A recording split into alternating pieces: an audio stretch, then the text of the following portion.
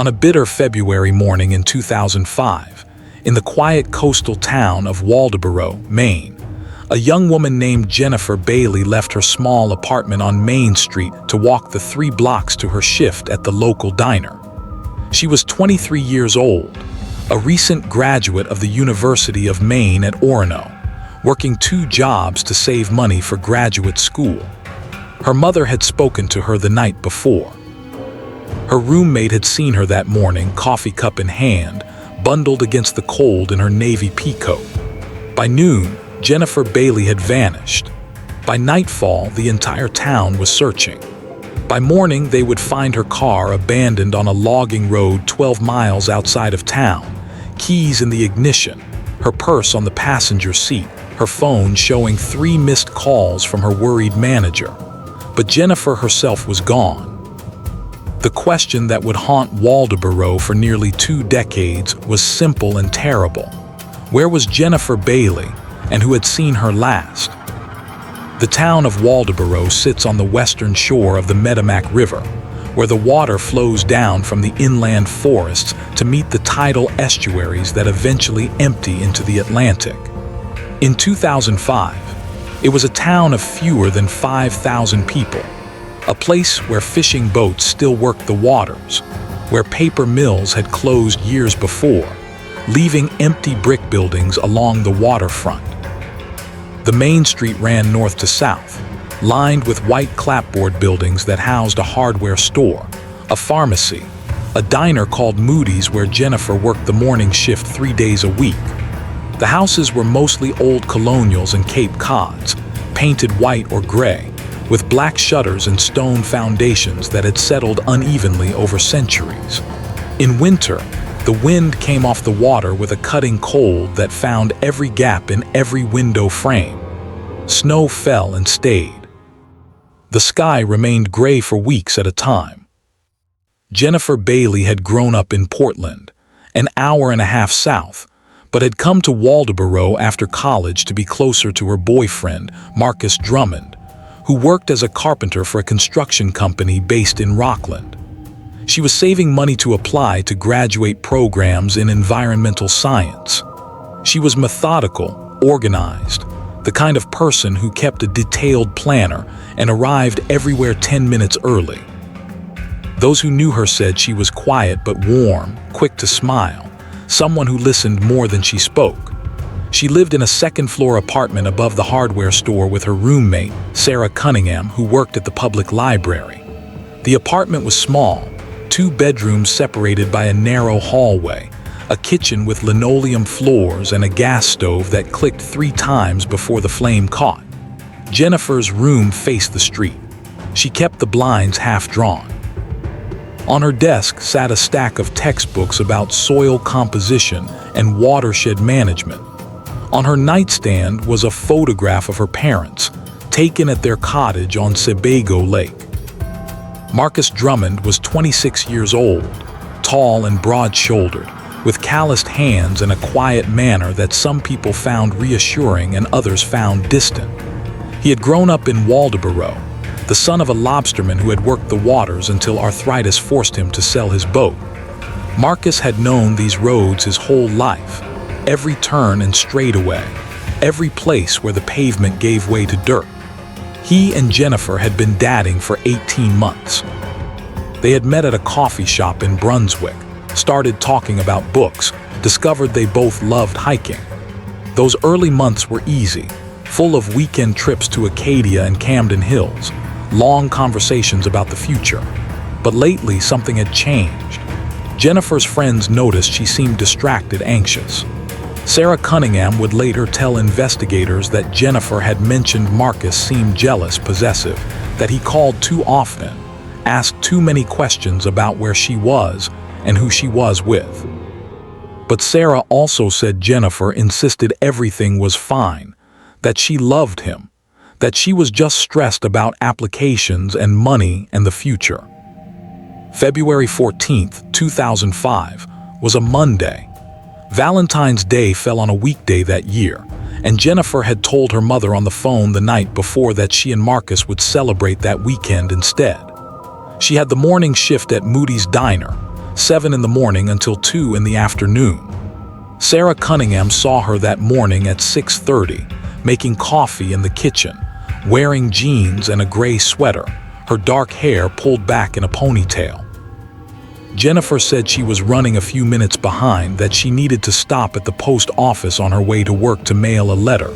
Sarah asked if she wanted a ride. Jennifer said no, it was only 3 blocks, she liked the walk. Sarah heard the apartment door close at 6:45. She heard Jennifer's footsteps on the stairs, quick and light. Then nothing. At Moody's Diner, the manager, Patricia Vos, unlocked the front door at 6:50 and began setting up for the breakfast rush. By 7:15, she was wondering where Jennifer was. By 7:30, she called Jennifer's cell phone. No answer. She called again at 7:45, still nothing. At 8 o'clock, she called the apartment. Sarah Cunningham answered, surprised. She said Jennifer had left over an hour ago. Patricia called Jennifer's phone 3 more times. All the calls went to voicemail. At 9:30, Sarah Cunningham walked to the diner. Together, she and Patricia called Jennifer's parents. They called Marcus Drummond. Marcus said he had not heard from Jennifer that morning. He said they had plans to talk that evening. He sounded concerned but calm. Patricia Vos would later tell investigators that something about his tone bothered her, though she could not say exactly what. At 10:15 in the morning, Jennifer's father, Robert Bailey, called the Waldoboro Police Department. The dispatcher took the information but explained that Jennifer was an adult, that she had been missing for only a few hours, that she might have simply changed her plans. Robert Bailey insisted something was wrong. His daughter was reliable. She would never miss work without calling. She would never ignore calls from her mother. At 11:30, a patrol officer drove to Jennifer's apartment, spoke with Sarah Cunningham, looked through Jennifer's room. Everything seemed normal. Her laptop was on her desk. Her work shoes were by the door. Her winter coat, the navy pea coat, was gone. Her keys were gone. Her phone was gone. At noon, the officer called Marcus Drummond and asked him to come to the station. Marcus arrived 20 minutes later, driving his pickup truck, a red Ford F-150 with rust along the wheel wells and a toolbox in the bed. He sat in the small interview room and answered questions for 40 minutes. He said he had last seen Jennifer on Saturday evening, that they had dinner at his apartment, that she left around 9 o'clock. He said everything had been fine. He said he loved her. He said he wanted to help find her. Clears throat. By 1 o'clock that afternoon, the Waldoboro Police Department had contacted the Lincoln County Sheriff's Office and the Maine State Police. By 2 o'clock, they had organized a search. Volunteers gathered at the town office, more than 60 people bundled in heavy coats and boots, carrying flashlights even though it was still daylight. They spread out across the town, walking the streets, checking alleys, knocking on doors. The temperature was 28 degrees. The sky was the color of dirty wool. At 3:15, a deputy found Jennifer's car. It was parked on Old County Road, a narrow dirt logging road that wound through thick forest about 12 miles northwest of town. The car was a silver Honda Civic, 10 years old, parked at an angle on the shoulder. The engine was cold. The doors were unlocked. The keys were in the ignition, turned to the off position. Jennifer's purse sat on the passenger seat, her wallet inside with her license and $43 in cash. Her phone was wedged between the seats, the battery at 8%. The last call had been made at 7:52 that morning to her mother, lasting 4 seconds. It had not connected. Deputies secured the scene. They called for an evidence technician. They searched the surrounding woods, calling Jennifer's name, their voices swallowed by the trees. The road was isolated, rarely traveled except by hunters and loggers. There were no houses nearby, no businesses, nothing but forest stretching for miles. The snow on the ground was old and hard, crisscrossed with deer tracks and boot prints that could have been days or weeks old. There were no obvious signs of a struggle, no blood, no torn clothing. nothing that indicated violence. But there was also no indication of where Jennifer had gone or why her car was there. Deputies whispered quietly among themselves. One noted that the driver's seat was pushed back farther than it would have been for someone Jennifer's height. Another observed that the odometer showed the car had traveled approximately 15 miles since Jennifer had last filled the tank on Friday afternoon, according to a receipt found in the glove box. The distance from her apartment to Old County Road was 12 miles. Someone had driven the car there, but whether it was Jennifer or someone else, they could not immediately say. The search continued through the afternoon and into the evening. Dogs were brought in, trained in tracking, but the scent trails led nowhere, dispersed by wind and time. Divers checked the Merrimack River, though it seemed unlikely Jennifer would have ended up there. Helicopters flew over the forests, their spotlights sweeping through the trees. Volunteers walked shoulder to shoulder through the woods, looking for any sign, any clue. As darkness fell, the temperature dropped to 18 degrees. The search teams returned to town, cold and exhausted. Jennifer's parents arrived from Portland, her mother crying, her father silent and pale. They stayed at a bed and breakfast on the edge of town. They could not sleep. They called Jennifer's phone every hour, hoping for a miracle. Marcus Drummond joined the search on the second day. Those who saw him said he seemed distraught, though others noted he remained composed, focused. He walked with the volunteer teams through the forests west of town. He spoke to Jennifer's parents, holding her mother's hand, promising they would find her. But some people noticed small things. A deputy observed that Marcus's truck had fresh mud on the tires, though the roads in town were mostly clear. A volunteer mentioned that Marcus seemed to know exactly where Jennifer's car had been found, though the location had not been publicly announced. Another person, a woman who worked at the grocery store, said she had seen Marcus at the gas station on Main Street early Monday morning, around 7:15, filling a red gas can.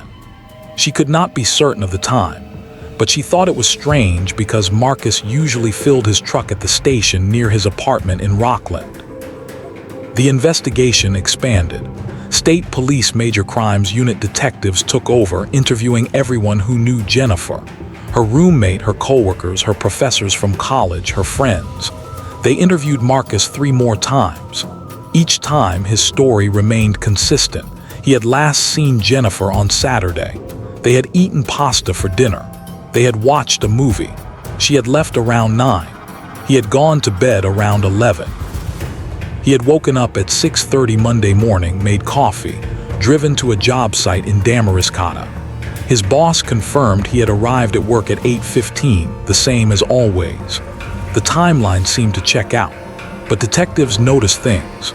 Marcus's phone records showed he had called Jennifer 6 times on Sunday evening, between 8 and 11 o'clock. Jennifer had answered the first 2 calls, but not the others. Detectives asked what they had talked about.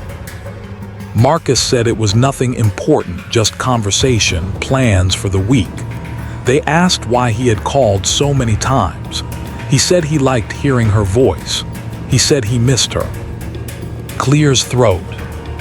Detectives obtained a warrant to search Marcus's apartment. It was a small 1-bedroom unit in a complex on the outskirts of Rockland, sparsely furnished, clean. They found nothing unusual, no blood, no signs of violence. They searched his truck with his permission. They found work tools, lumber scraps, empty coffee cups.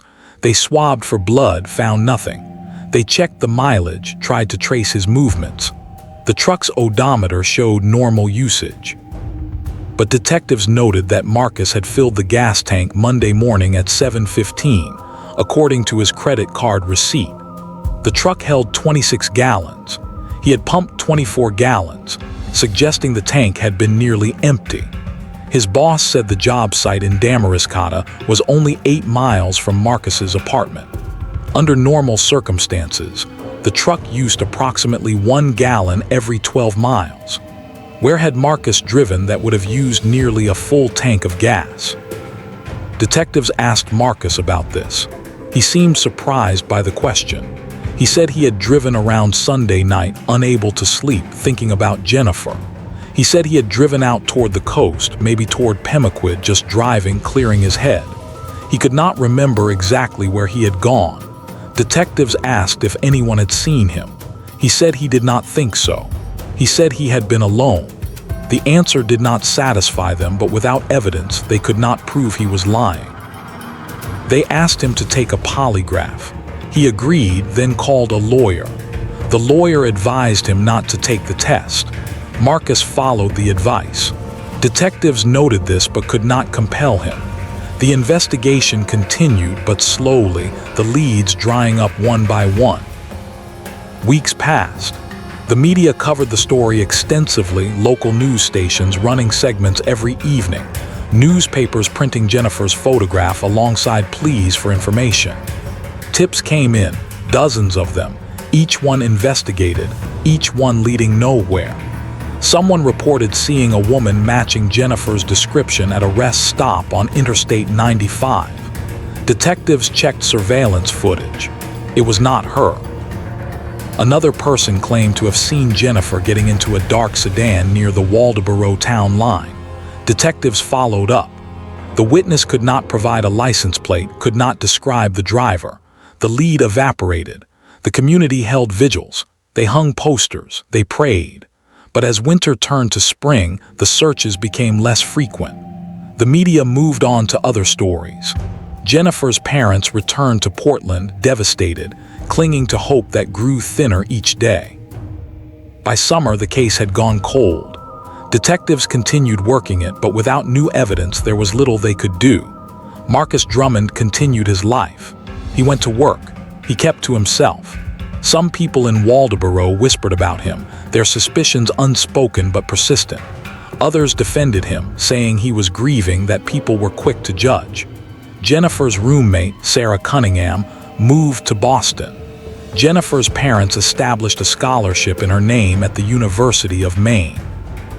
The apartment above the hardware store found new tenants. Life continued, but for those who had known Jennifer, nothing was the same. The question remained, unanswered and terrible. What had happened to Jennifer Bailey? For those who have ever lost someone without explanation, you understand the particular agony of not knowing. It is a wound that cannot heal because it cannot close. Jennifer's mother, Carol Bailey, would later say that she dreamed about her daughter every night, dreams where Jennifer was calling for help but Carol could not reach her. Jennifer's father stopped talking about her, the pain too great to voice. Friends said they felt guilty moving forward with their lives, guilty for laughing, for forgetting even for a moment. The silence stretched across months, then years. The case file remained open but inactive. Detectives moved on to other cases. The world forgot Jennifer Bailey, except for those who loved her. Marcus Drummond moved to New Hampshire in 2007, taking a job with a construction company in Portsmouth. Those who knew him said he seemed quieter, more withdrawn. He did not date. He worked long hours. On the second anniversary of Jennifer's disappearance, he was seen at a bar in Portsmouth, drinking alone, staring at his phone. A coworker asked if he was all right. Marcus said he was fine. The coworker later told investigators that Marcus had seemed on the edge of tears, but he never cried. In 2009, Marcus married a woman named Linda Hirsch, a teacher he had met at a community event. They bought a small house in Dover. They seemed happy, though friends said Marcus never spoke about his past, never mentioned Jennifer. Linda knew about Jennifer, knew Marcus had been questioned, knew the case remained unsolved. She believed him when he said he had nothing to do with it. She believed him because she loved him, because she wanted to believe the man she married was good. But in 2011, things began to change. Linda noticed Marcus had nightmares, waking in the middle of the night, sweating, gasping. She asked what he dreamed about. He said he did not remember. She noticed he drank more, sometimes sitting alone in the garage for hours, staring at nothing. She noticed he became agitated when the news mentioned missing persons cases, changing the channel immediately, his jaw tight. She asked if something was wrong. He said work was stressful. He said he was fine. But he was not fine. Those who have ever doubted someone you love understand the slow creep of suspicion, the way small inconsistencies accumulate, the way you start to question everything you thought you knew. In 2013, Linda found a box in the garage, hidden behind old paint cans and tools. Inside were newspaper clippings about Jennifer Bailey's disappearance. There were dozens of them, carefully cut out and saved, yellowed with age. There were photographs printed from the internet showing the search efforts, the vigils, Jennifer's grieving parents. There was a map of Maine with a red circle drawn around Waldoboro and another around Old County Road. Linda confronted Marcus. She asked why he had kept these things. Marcus said he could not let go, that he needed to remember that he owed Jennifer that much. Linda asked what he meant. Marcus did not answer. He took the box and threw it away. They did not speak about it again. But Linda could not forget. She started noticing other things. The way Marcus avoided driving through Maine, even though it was the fastest route to visit his parents in Vermont. The way he tensed whenever someone mentioned the year 2005. The way he watched her, as if afraid she would leave. By 2015, their marriage was fracturing. They argued about small things that were really about large things. Linda suggested counseling. Marcus refused. She asked if he was hiding something. He said no. She asked if he had hurt Jennifer Bailey. Marcus stared at her for a long time, his face blank, and then he walked out of the room. Linda lay awake that night, her mind racing. She thought about Jennifer's parents, still waiting for answers. She thought about the wedding ring on her own finger. She thought about the man she had married and the man she was starting to see. In the morning, she made a decision. She called the Maine State Police. Clear's throat.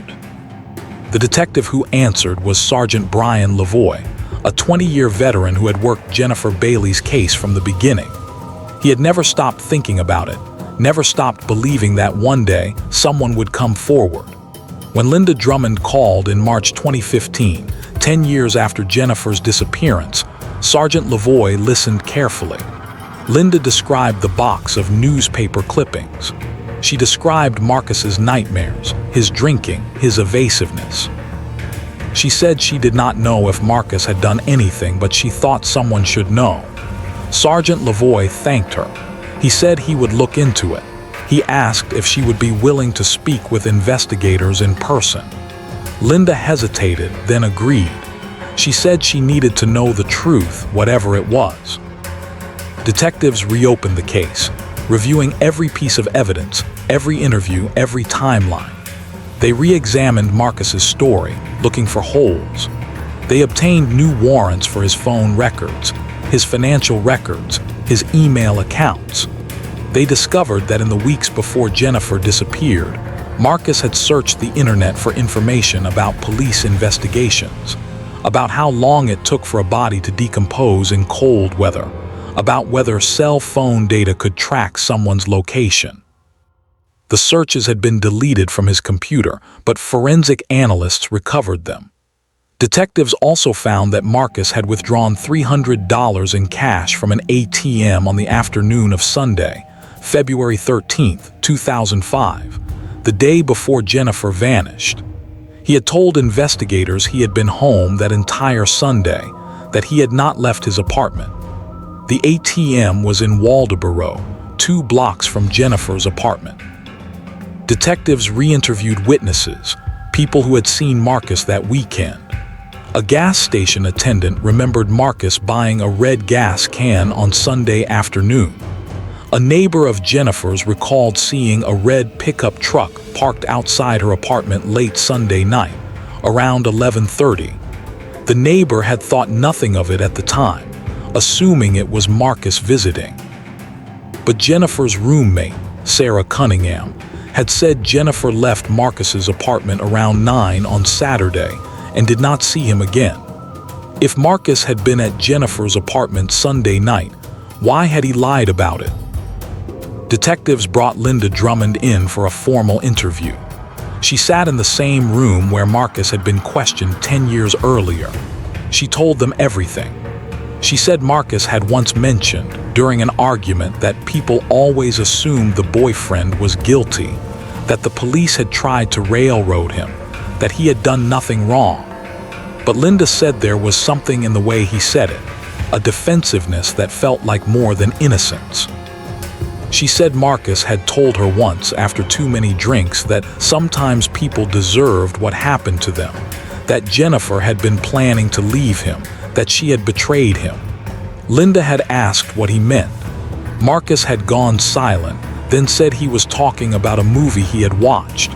Linda did not believe him. In June 2015, detectives obtained a warrant to search Marcus and Linda's house in Dover. Marcus was not home. Linda let them in. They searched for hours, taking apart the garage, the basement, the attic. In the attic, hidden inside an old duffel bag stuffed with insulation, they found a journal. It was small, bound in black leather, the pages filled with handwriting.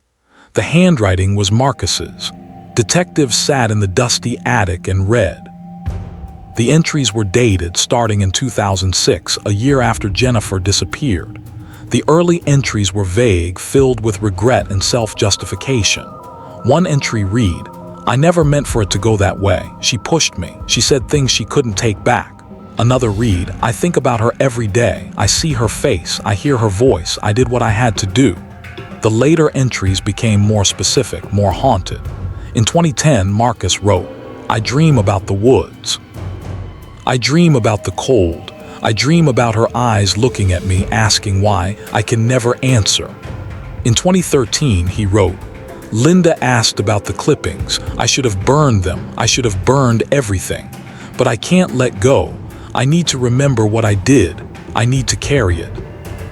Detectives photographed every page.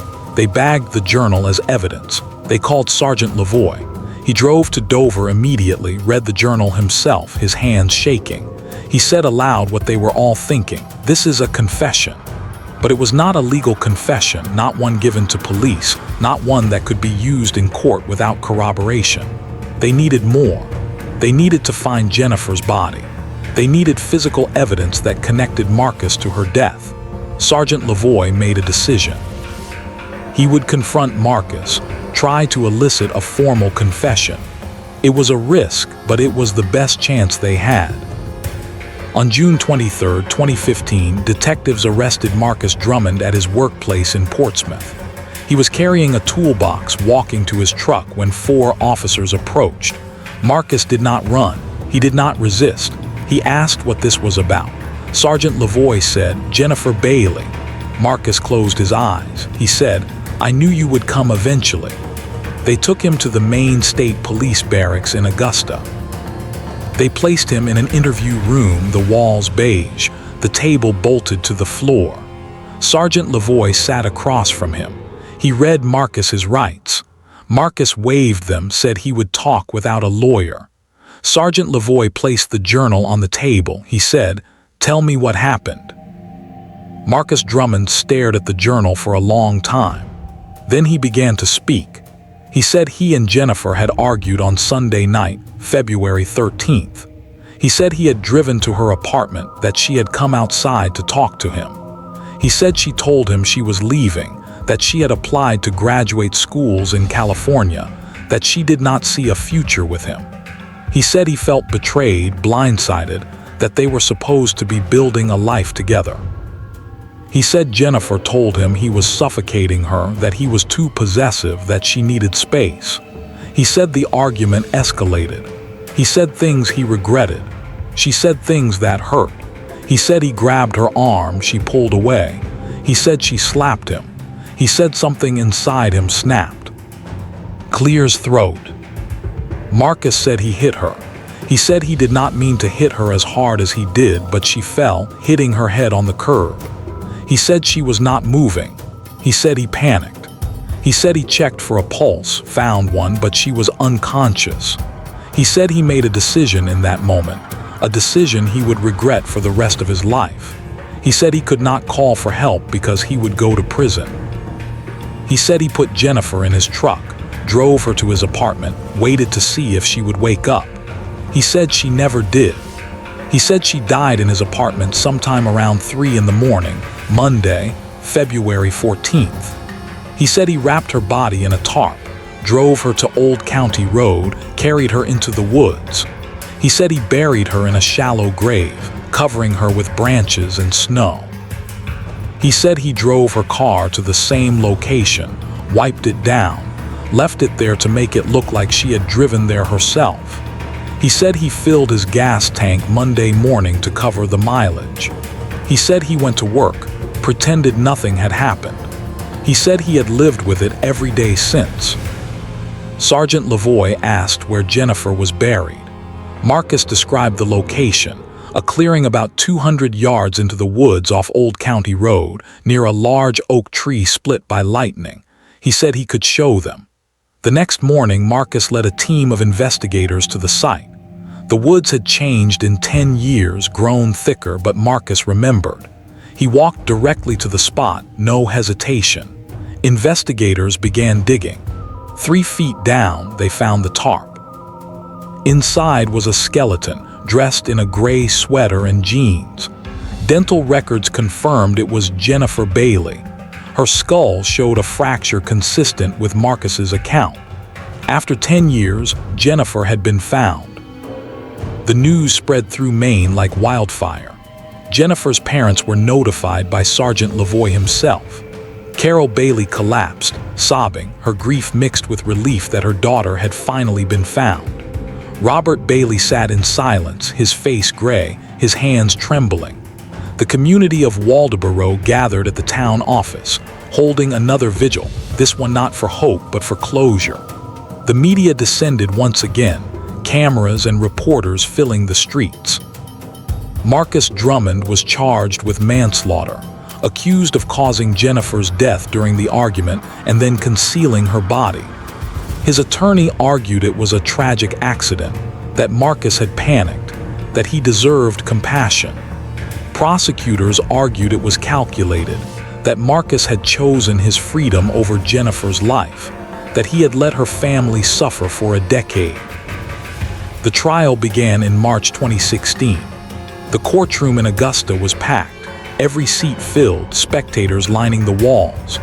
Jennifer's parents sat in the front row, holding hands, their faces drawn. Linda Drummond attended, sitting in the back, her expression unreadable.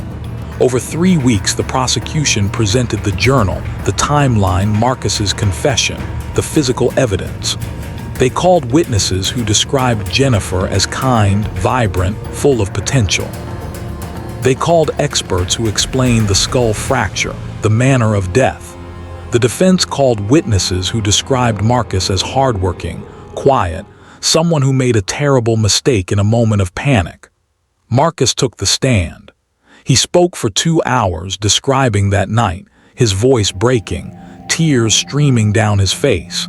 He said he was sorry, that he had wanted to confess for years but was too afraid. He said he thought about Jennifer every day, that he carried her with him, that he knew he deserved punishment. The jury deliberated for 6 hours. They found Marcus Drummond guilty of manslaughter. The judge sentenced him to 25 years in prison. Marcus stood as the sentence was read, his face pale, his hands cuffed. Jennifer's mother sobbed. Jennifer's father stared straight ahead. As Marcus was led out of the courtroom, he looked back once, his eyes finding Linda, who sat stone-faced, her hands folded in her lap. She did not look away. She had helped bring him to justice, and though their marriage was over, she felt she had done the right thing. Jennifer Bailey was laid to rest in a cemetery in Portland, overlooking Casco Bay. Her headstone was simple gray granite, engraved with her name, her dates, and a single line, "Beloved daughter forever remembered." Hundreds attended the funeral. They shared memories of her smile, her kindness, her dreams. Carol Bailey spoke, her voice steady despite her tears. She said Jennifer had always wanted to make the world better, to protect the environment, to help others. She said Jennifer's life had been stolen, but her memory would endure.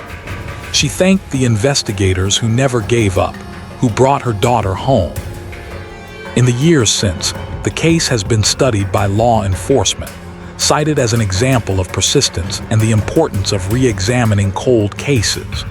Sergeant Brian Lavoie retired in 2018, but said in interviews that finding Jennifer Bailey was the most important work of his career.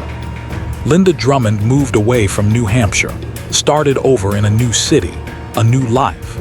She rarely speaks about Marcus, but when she does, she says she mourns the person she thought he was. Sarah Cunningham, Jennifer's roommate, became a victim advocate, working with families of missing persons. She says Jennifer's case taught her that truth, however painful, is always better than uncertainty. The case of Jennifer Bailey is a reminder that some silences are unbearable, that some secrets rot from the inside, that truth has a way of surfacing even after years buried in darkness.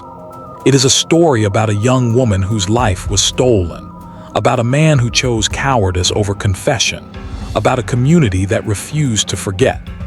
Jennifer Bailey was 23 years old. She loved hiking and books and the smell of pine trees after rain. She wanted to study watersheds to understand how water moved through the world. She deserved a future. She deserved justice. And finally, after 10 long years, she received both. If this story mattered to you, subscribe and hit the bell. Share the episode. Someone somewhere may still be waiting to be heard.